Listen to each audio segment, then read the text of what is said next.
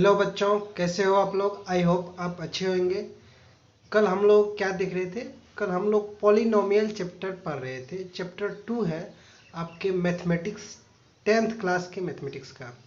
तो हम लोग क्या देखें, पॉलिनोमियल में देख रहे थे relation between coefficient and zeros of the polynomial. यही देख रहे थे। क्या देख रहे थे हम लोग? Relation between coefficient and zeros of the polynomial।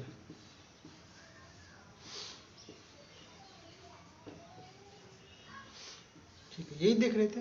इसमें हम लोगों ने लीनियर, सबसे पहले लीनियर इक्वेशन पढ़ा, लीनियर पॉलिनोमियल पढ़ा, लीनियर पढ़ा, लीनियर पॉलिनोमियल। ठीक है, उसमें क्या देखा था? x बराबर 0 बराबर क्या था? माइनस बी बाई ए था। यही था ये। ठीक है, ये कांस्टेंट था, minus constant, minus constant bye coefficient of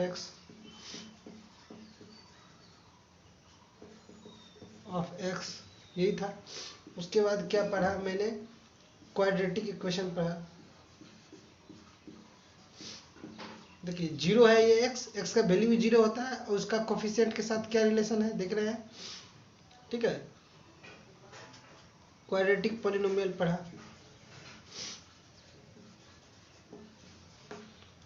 quadratic polynomial में हम लोग क्या देखे? x का दो वैल्यू होता था, एक अल्फा एक बीटा। ठीक है, क्योंकि क्वाड्रेटिक पॉलिनोमियल है तो दो वैल्यू होगा, है कि नहीं? क्योंकि क्वाड्रेटिक इक्वेशन का जो ग्राफ होता है वो एक्स एक्सिस को ज़्यादा से ज़्यादा कितने बार कट करता है? 2 बार कट करता है। ठीक है, तो इसका दो वैल्यू होगा, एक वैल्यू को अल्फा कहते हैं, दूसरे वैल्यू को बीटा कहते हैं। ठीक है, तो हम लोगों ने देखा alpha plus beta, alpha plus beta बराबर देखा माइनस बी बाय ए। ठीक है, ये क्या होता था? माइनस कोफिशिएंट, इसको आप माइनस कोफिशिएंट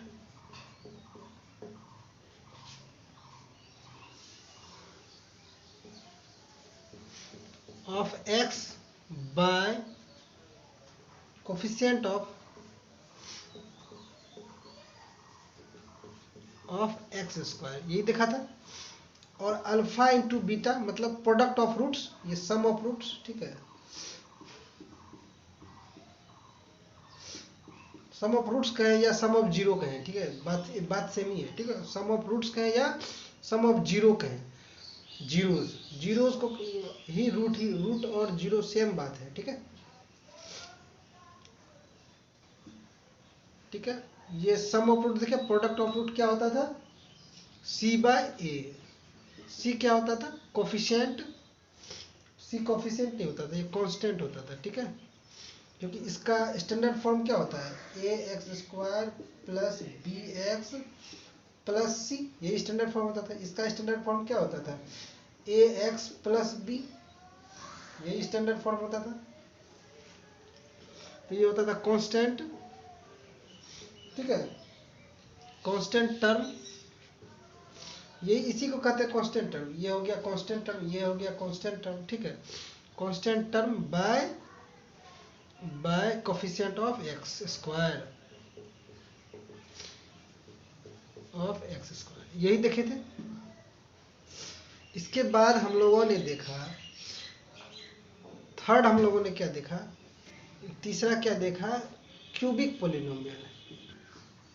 क्या देखे? Cubic polynomial. क्यूबिक पॉलिनोमियल का स्टैंडर्ड इक्वेशन क्या होता था? A X cube plus B X square plus C X plus D, यही होता था। इसमें हम लोगों ने क्या देखा? सम, देखिए ये क्यूबिक है तो एक्स का 3 वैल्यू आएगा, मतलब कि 3 नंबर ऑफ जीरो, या कहें नंबर ऑफ रूट्स कितने होंगे इसके? 3 रूट्स होंगे, 3 जीरोज होंगे। पहले रूट्स को अल्फा कहेंगे, दूसरे रूट्स को बीटा कहेंगे, तीसरे रूट्स को गामा कहेंगे। ठीक है, गामा क्या कहेंगे? गामा। ठीक है, ये होता है गामा। ठीक है, ऐसे लिखेंगे गामा। ठीक है, ऐसे आर जैसा नहीं, ये नहीं, ये। ठीक है, तीसरे रूट्स को क्या कहेंगे? गामा कहेंगे। तो इस रूट्स में और कोफिशिएंट, इसके कोफिशिएंट में क्या रिलेशन है? तो रिलेशन आप देख लीजिए, इसका alpha plus beta plus gamma, ये सम ऑफ रूट्स है, sum of all roots, sum of all three roots.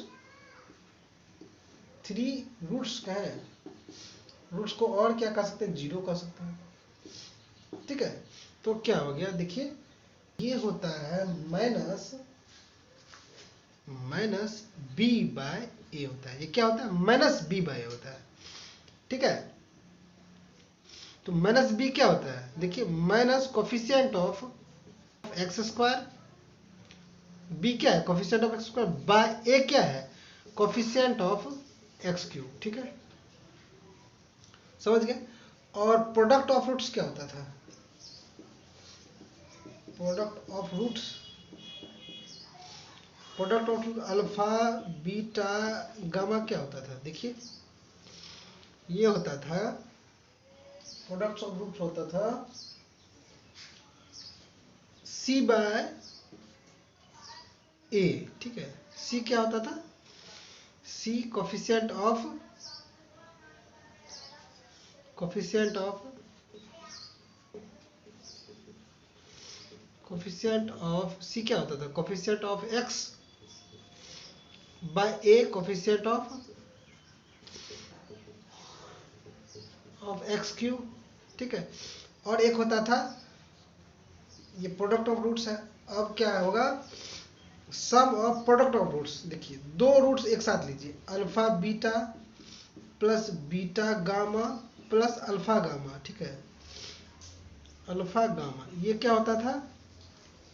Minus D bye ए। ठीक है, ये डी क्या होता था? Constant, minus constant bye coefficient of X cube. ठीक है, समझ में आ गया? चलिए, कल हम लोग एग्जाम्पल ले रहे थे लेकिन छोड़ दिए थे। चलिए, आज उसका एग्जाम्पल देखिए। एक एग्जाम्पल लीजिए, 2x क्यूब, तीसरा है क्यूबिक पॉलिनोमियल।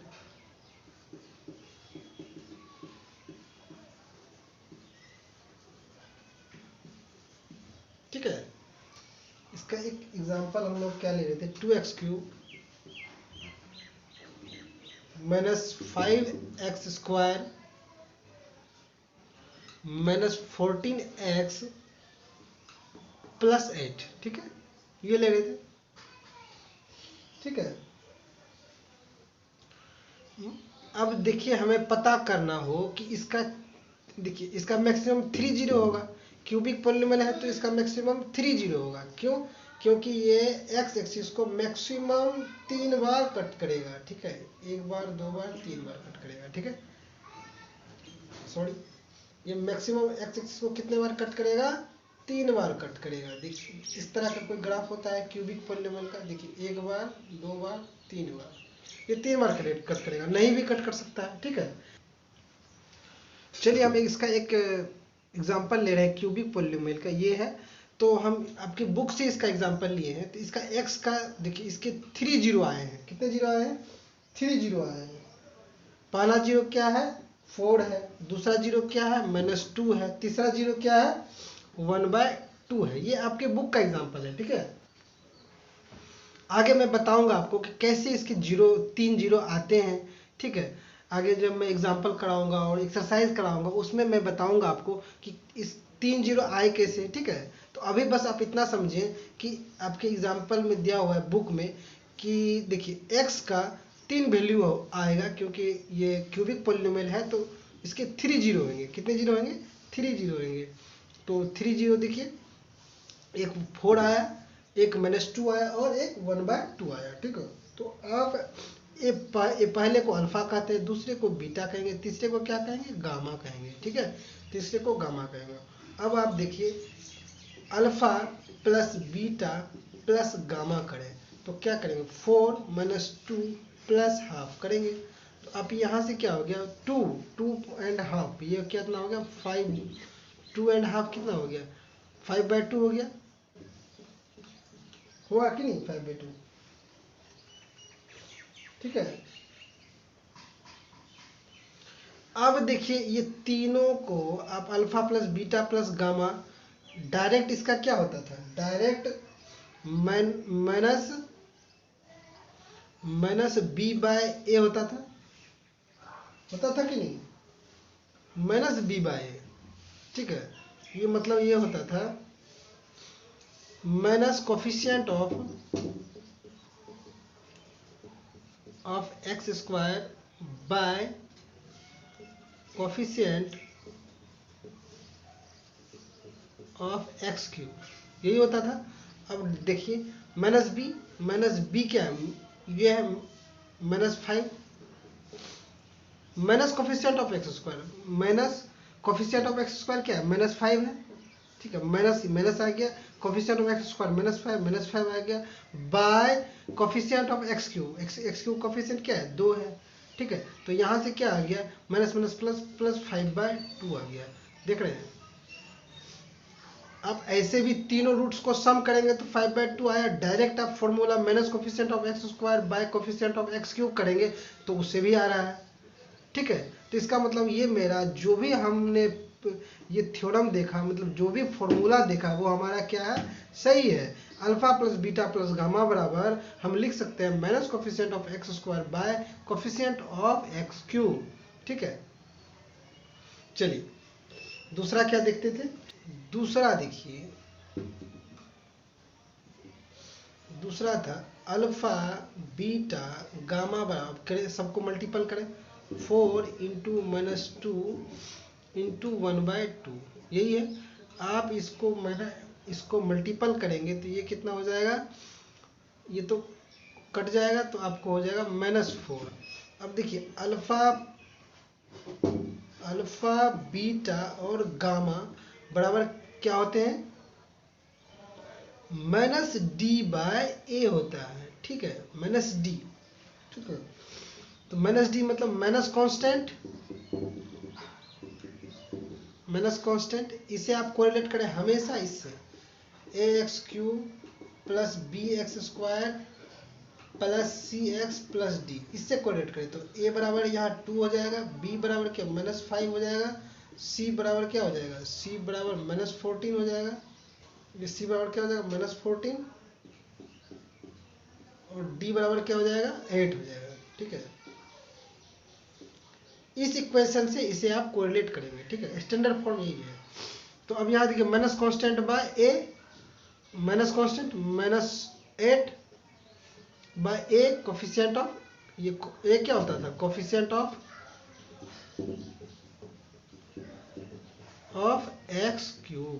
तो x³ का कोफिशिएंट क्या है 2, तो यहाँ से देखिए -4, देखिए -4 यहाँ आया, -4 यहाँ आया, तो हम क्या कर सकते हैं alpha plus beta plus gamma बराबर, नहीं सॉरी, अल्फा बीटा गामा बराबर alpha into beta into gamma बराबर -d/a, -d मतलब क्या होता है minus coefficient sorry minus constant bye coefficient of x³। ठीक है, तो इसका मतलब इतना बराबर ये कहना सही है। ठीक है, चलिए अब डायरेक्ट निकाल सकते हैं -d/a करके, minus constant bye coefficient of x³। तो आप देख रहे हैं ये क्या, ये तीनों के अल्फा बीटा गामा क्या है, ये जीरोज है, जीरोज का कोफिशिएंट के साथ रिलेशन आ रहा है ना, देख रहे हैं। चलिए आगे चलते हैं। तीसरा है देखिए ax² ax³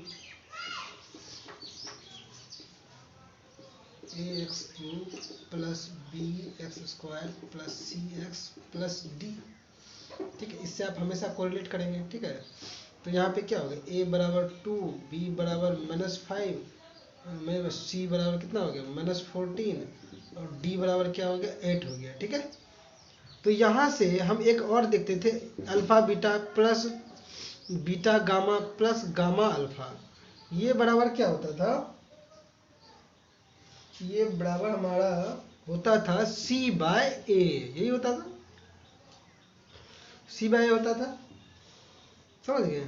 तो ऐसे आप करें, अल्फा बीटा करें, सिंपली आप अल्फा बीटा करें, ये कितना हो जाएगा, ये हो गया आपका अल्फा बीटा करें तो 4 × -2, 4 × -2 प्लस बीटा गामा करें, ये गामा है, ये गामा है, बीटा गामा करें कितना हो जाएगा, -2 × -1/2, ये हो गया, प्लस अल्फा गामा करें 4 × 1/2 करें, ठीक है। अब इसे करें -8 प्लस -1, ये तो कट ही जाएगा, -1 हो जाएगा, ठीक है, +2, 2 2 जा, तो यहाँ से कितना हो गया 9, 9 में से 2 गया, 8 और -1 9, -9 +2, ये हो गया -7, ठीक है, समझ आ गया। अब डायरेक्ट आप देखिए, इसको आपको तीनों रूट्स पता था, तब आपने इस तरह से किया। आप डायरेक्ट इस फॉर्मूला पे भी कर सकते हैं, C/A। C क्या होता है, ठीक है, C क्या होता है, coefficient of x, coefficient of x bye coefficient of x³, ठीक है। तो यहाँ से देखिए कोफिशिएंट ऑफ x क्या होता है, देखिए -14 बाय कोफिशिएंट ऑफ x³ क्या था 2, 2 7 जा, तो यहाँ से क्या आ गया -7। अब देखिए -7 यहाँ से -7 यहाँ से आ गया ना, तो आप यदि अल्फा बीटा गामा पता रहे ना भी रहे तो भी आप डायरेक्ट आप alpha beta, beta gamma, gamma alpha को आप इस फॉर्मूला से कोफिशिएंट के मदद से आप प्राप्त कर सकते हैं, ठीक है। मैंने क्या देखा था, क्वाड्रेटिक इक्वेशन में क्या देखा था, यदि मुझे क्वाड्रेटिक इक्वेशन हो, चलिए इसे मिटाते हैं, हम लोग क्या देखे थे क्वाड्रेटिक इक्वेशन में, क्वाड्रेटिक पॉलिनोमियल में क्या देखे थे, क्वाड्रेटिक पॉलिनोमियल में देखे थे यदि हमें 0 दिया रहे तो हम उस इक्वेशन को फाइंड करते थे, जैसे 0 x का वैल्यू यदि अल्फा बीटा हमें पता हो तो हम कैसे क्वाड्रेटिक इक्वेशन को फाइंड करते हैं, तो हमें पता था कि x माइनस, एक बार क्या करते थे x minus alpha into x minus beta करके के कांस्टेंट लेकर के हम उस क्वाड्रेटिक इक्वेशन को फाइंड करते थे। कैसे करते थे, x बराबर अल्फा यदि क्या है, x बराबर अल्फा यदि किसी क्वाड्रेटिक इक्वेशन का 0 है तो x माइनस अल्फा उस क्वाड्रेटिक इक्वेशन का क्या होता था, फैक्टर होता था। सिमिलरली x बराबर बीटा किसी क्वाड्रेटिक इक्वेशन का 0 होता था तो x माइनस बीटा क्या होता था, फैक्टर होता था उस पॉलिनोमियल का। तो इसलिए हम उस पॉलिनोमियल को इस दोनों के मल्टीपल में लिख सकते थे, ठीक है। तो अब इसे मल्टीपल करेंगे तो डायरेक्ट हमें आ जाएगा, ठीक है, डायरेक्ट हम क्वाड्रेटिक इक्वेशन पता कर पाएंगे। सिमिलरली हम चलते हैं, यदि क्यूबिक पॉलिनोमियल में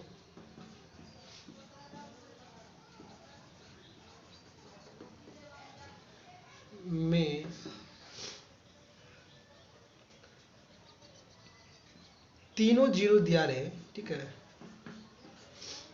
तीनों 0 दिया रहे तो हम कैसे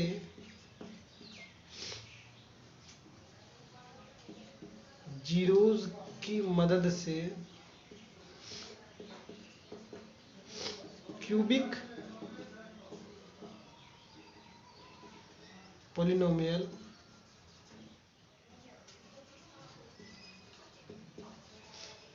को फाइंड करेंगे, ठीक है। कैसे फाइंड करेंगे, ठीक है,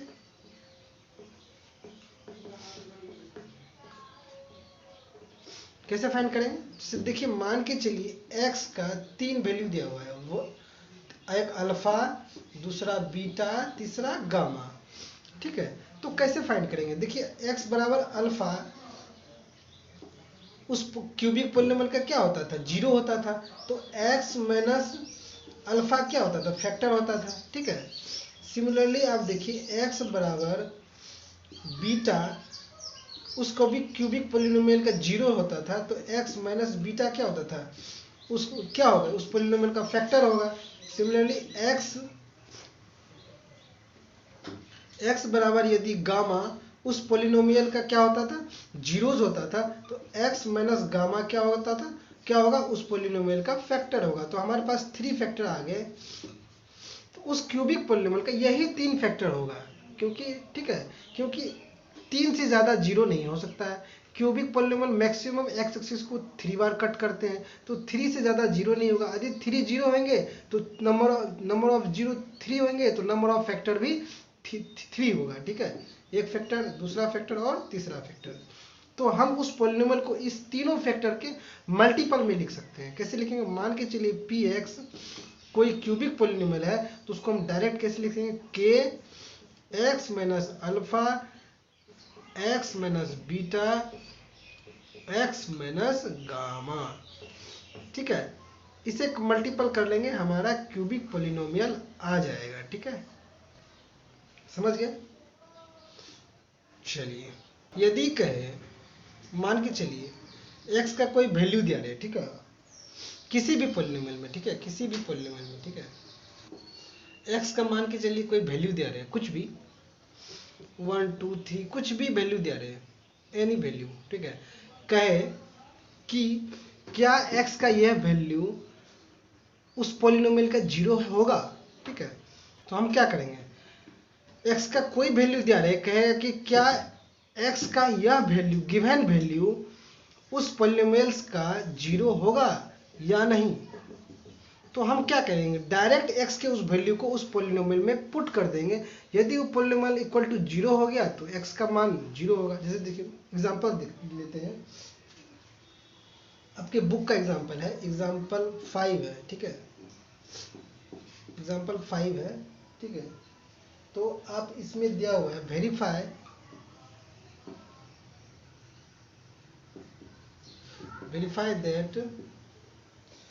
that 3 minus 1 by 3 are the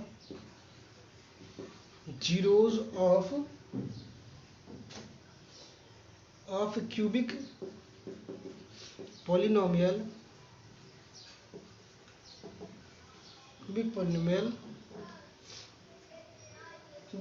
px बराबर 3x cube minus 5x square minus 11x minus 3, ठीक है। कह रहा है क्या ये x का वैल्यू ही है, ठीक है, क्या यह वैल्यू इस पोलिनोमियल का 0 होगा या नहीं, ठीक है। तो अब एक एक करके पुट करें, ठीक है। पुट करें, कैसे पुट करेंगे चलिए दिखाते हैं। अब एक एक करके पुट करें, ठीक है। तो आप क्या पुट करें? यहाँ पे 3 पुट करें। सबसे पहले x का 3 एक 1 वैल्यू पुट करें, ठीक है। तो यदि आप 3 पुट करेंगे तो क्या होगा? P3 x का मान 3 पुट करें, x इक्वल टू 3 पुट करें, तो P3 बराबर क्या? 3 into 3 cube minus 5 3 square minus 11 into 3 minus 3। देखिए तो यहाँ से क्या हो गया? 81 माइनस 45 माइनस 33 माइनस 3। यहाँ से देखिए 81 माइनस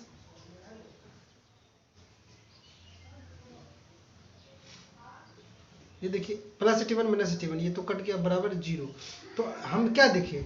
x का वो वैल्यू पी एक्स को 0 कर दे रहा है, इसका मतलब ये क्या है, x इक्वल टू 3 क्या है, ये होगा जीरो ऑफ पॉलिनोमियल होगा। ठीक है, जीरो ऑफ पॉलिनोमियल में हम लोग क्या देखे थे कि x का वह वैल्यू जो पूरे पॉलिनोमियल को 0 के इक्वल बना दे, तो वह x का वैल्यू को क्या कहते हैं, जीरो ऑफ ए पॉलिनोमियल कहते हैं। ठीक है, यहाँ मैंने क्या देखा, x का वैल्यू 3 यदि पुट किए तो इस पूरे पॉलिनोमियल को 0 के इक्वल बना दिया, तो इसका मतलब है कि x इक्वल टू 3 इस गिवन पॉलिनोमियल का क्या है, 0 है। सिमिलरली आप -1 को पुट करें, -3 को पुट करें, आप सारे को पुट करके आप देख सकते हैं क्या यह x का यह वैल्यू इस पॉलिनोमियल का 0 है या नहीं है। ठीक है, यदि पी एक्स को 0 बना दे रहा है तो वो 0 होगा, x का वह वैल्यू 0 कहलाएगा। यदि x की इस यह वैल्यू पी एक्स को 0 नहीं बना पा रहा है तो वह वैल्यू उस पॉलिनोमियल का 0 नहीं कहलाएगा। x इक्वल टू -1 पुट करें तो p -1 कितना हो जाएगा, देखिए 3 -1 का क्यूब -5 -1 का स्क्वायर -1 -11 -1 और -3, यही है।